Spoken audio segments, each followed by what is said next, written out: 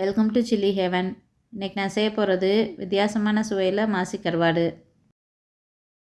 இதை செய்கிறதுக்கு மாசி கருவாடு உரலில் இடித்தது 2 கைப்பிடி.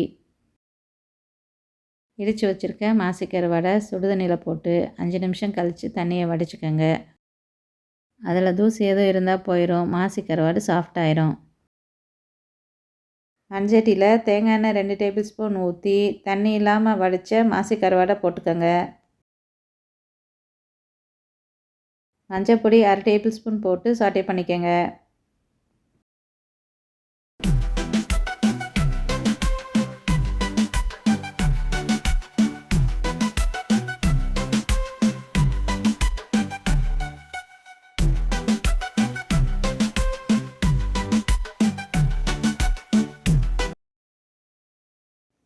கருவாடு வேகவும் தனியாக எடுத்து வச்சுக்கோங்க.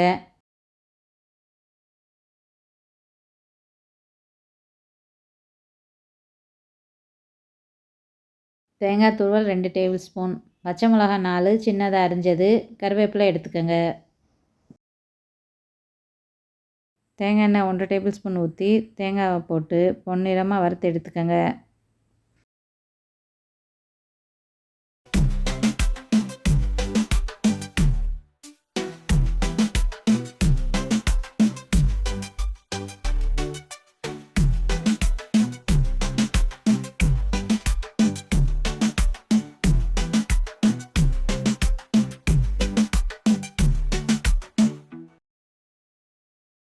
திரும்பவும் தேங்காய் எண்ணெய் 1 டேபிள் ஸ்பூன் ஊற்றி 2 கைப்பிடி சின்ன வெங்காயத்தை அரைஞ்சி போட்டுக்கோங்க.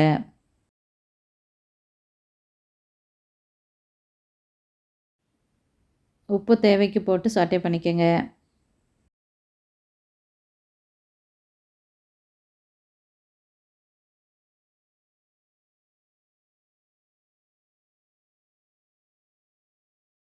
வெங்காயம் டிரான்ஸ்லூசன்ட் ஆகவும் அரைஞ்சி வச்சுருக்க பச்சை மிளகாய் கருவேப்பிலை போட்டுக்கோங்க.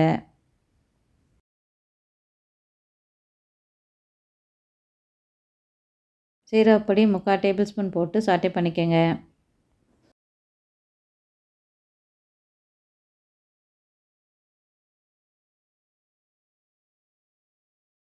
சில்லி ஃப்ளேக்ஸ் 2 டேபிள் ஸ்பூன்,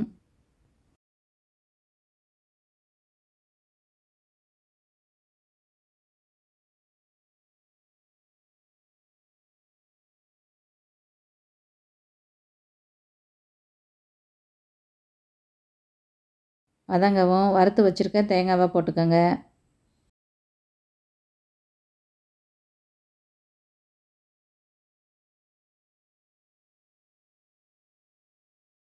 வறுத்து வச்சுருக்க மாசி கருவாடை போட்டுக்கோங்க.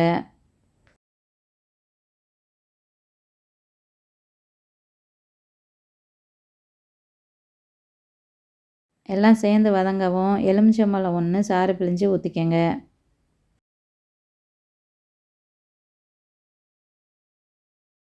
நல்லா சாட்டே பண்ணி ட்ரையாக சர்வ் பண்ணுங்கள். ட்ராவலிங்க்கு இது செஞ்சு எடுத்துகிட்டு போனால் 2 நாள் ஆனாலும் கெடாமல் இருக்கும். குழம்பு தேவையில்லை, சூடான சாதத்தோடு சர்வ் பண்ணுங்கள், ரொம்ப நல்லாயிருக்கும்.